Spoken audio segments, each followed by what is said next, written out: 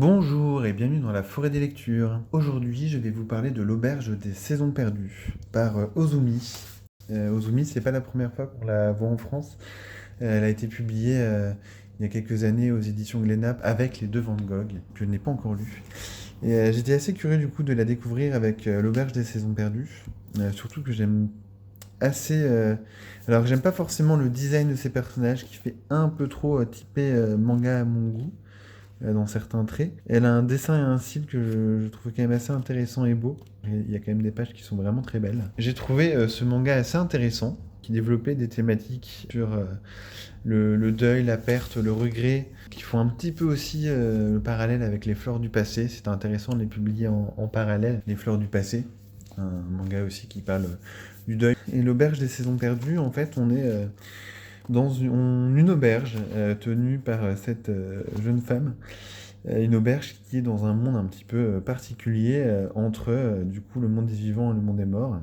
Et on va voir du coup plusieurs personnages qui vont s'y arrêter et y être bloqués avant de savoir un petit peu quels étaient leurs regrets, voire de démêler un petit peu quelque chose de leur vivant. Et en arrière-fond, on va voir de plus en plus du coup les deux personnages qui sont sur ces deux premiers tomes, et y compris le troisième, les deux en même temps. Il y a une sorte de fil rouge qui va se créer avec ces deux personnages-là. Ce personnage-là qui amène les personnes à l'auberge, mais qui ne peut pas passer le portique. Et cette tenancière de l'auberge qui est bloquée et qui semble avoir un peu oublié pourquoi elle est là. Et comment dire, j'ai trouvé les histoires à chaque fois assez intéressantes. C'est touchant sans être lourd. C'est un petit côté mélancolique qui est pas trop appuyé. Et il y a vraiment des belles histoires qui sont racontées. Et un tome 3 qui change un petit peu la donne en s'appuyant plus sur un fil rouge avec ces deux personnages-là. Mais j'ai jamais forcément été vraiment pris par l'ambiance et ce que nous racontait l'autrice Ozumi. Parce que je pense que j'étais pas pris par son écriture. En fait, j'ai toujours trouvé la lecture de ces trois tomes agréable sans vraiment avoir forcément envie de lire spécialement la suite, sans être touché par ce qui était raconté. J'ai trouvé ça agréable sans vraiment être pris par le récit en fait.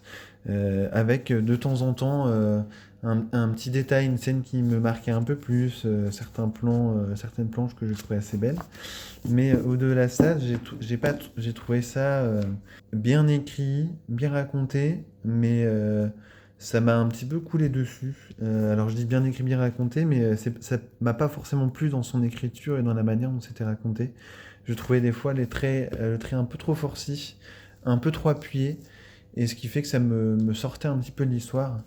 Et c'est pareil pour le dessin, en fait, il y a vraiment des choses qui je trouve assez belles, et parfois des regards, des expressions un peu trop appuyées qui font que j'ai pas trouvé qu'il y avait une atmosphère vraiment qui était vraiment créée par l'autrice. Il n'y a aucun moment j'ai vraiment senti une ambiance sortir de l'auberge des saisons perdues, qui est quand même un manga qui parle du deuil, de regrets, d'histoires avec des thématiques vraiment intéressantes qui ont pas pris chez moi en tout cas. Voilà.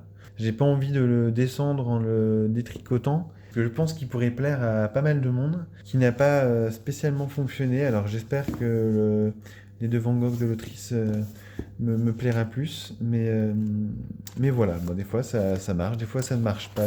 On pense qu'il y a un thématique, un trait qui est fait pour nous, et en fait le ton, la manière dont l'histoire est racontée nous convient pas.